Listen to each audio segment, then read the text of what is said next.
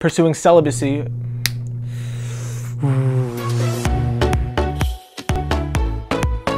When it comes to active participants in the church, whether it's someone who's in the choir or youth group, I feel monastic decisions cross everybody's mind, even if it's just for 2 seconds. It should also be noted that I, for whatever reason, take interest in choices that most people don't. I guess that's because I like taking the road less traveled, and therefore I was considering the priesthood for a long time, and I wouldn't simply brush it off for just simple reasons. I began considering the priesthood in my junior year of high school. Now for those in the American school system, you know that means APs, SATs, and exams galore. I was really thinking, do I want to pursue a 9-to-5 job if it means doing all this coursework? Wouldn't it maybe even be better if I considered the priesthood and changing lives, which would be a much more worthwhile job, especially in the afterlife? About 2 months later, I'm asked by my priest if I would like to be a sacristan at my church. And this is pretty much a role where you're setting up the altar, opening the doors, and turning on the lights for the weekend masses. It's pretty much a glorified version of the janitor, but without any of the messy stuff. And for a teen job, I'm totally fine with that. More time elapses, I go to a religious retreat, and then it comes to confession in about fall, I want to say. So I have confession with the same priest that asked me to be a sacristan.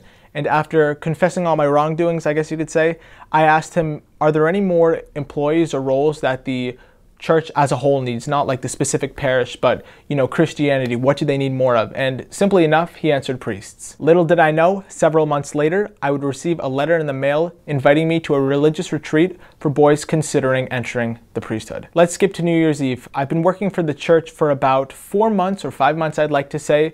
And this is one of those few weekends where the priest wasn't actually at the church to assist me and almost double check if I mess up anything, because Christmas has just ended. And for those of you who know priests, that's when they take their vacation right after the Christmas masses. By pure coincidence, this happened to be my sloppiest sacristan weekend of all time. I can't remember all the things I messed up on, there's too many, of course. But I remember the one that put the cherry on top of the ice cream sundae was when I messed up the song numbers for the choir to see and for everyone to read along with. So when the choir announced a different number than what I had put up on the board for everyone to open up their books for, they were confused, and I was just like, okay, I cannot take this anymore. I need to go home and cry and scream.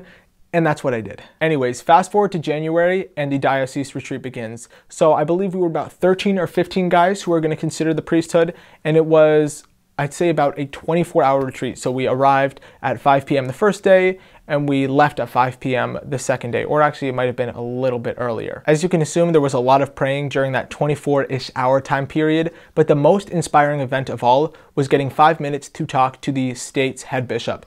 Now, my local bishop is Bishop Thomas Tobin. I've heard nothing but great things about the guy, so when I was the first one to go in to talk to him, I was very hopeful. When my session with him began, it started with small talk. Particularly, he asked, what do you think about the retreat so far? I replied, I don't really think that the priesthood is for me, but I thought, you know what, I should give it a fair chance since I am here anyways and I am an active participant in my church. Honestly, he was extremely nice. You might have assumed for him to maybe try to market the priesthood to me, but he just gave me his bipartisan advice on what was going on in my life. For instance, in January, I have another YouTube channel where at the beginning of the year, it was performing extremely well, and I was wondering maybe if I should pursue something with YouTube since I am, I guess you could say, skilled with video. As our conversation approached an end, I made sure to ask the question that made me consider the priesthood in the first place.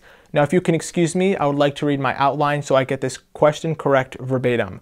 So, how can I determine whether the priesthood is not my calling or if I'm just putting off the commitment because of worldly bias? His reply put a rest to my pondering. Simply put, he said, you seem like a pretty mature guy. You should have faith in your judgment. Of course, to remain a true Christian channel, I made sure to look up a Bible verse to relate to what I was going through, and I felt that John 15:16 epitomized my situation.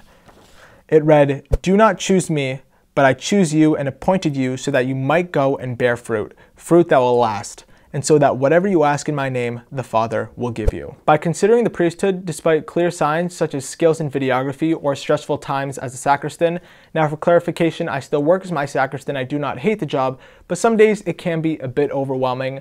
I ultimately realized that I was trying to choose the priesthood when God never chose me. Deep stuff right there. Even though God was calling me to be active in my church and to be one of 15 or so people in the whole state to attend this priesthood retreat, I should not feel ashamed in denying the priesthood, especially since someone like my state's bishop has faith in my sensible judgment. If anything, I feel like I've been gifted with the power of video and social media, which are definitely the most powerful mediums for reaching today's masses and youth who need to hear of God's grace from someone who's experienced with engaging audiences.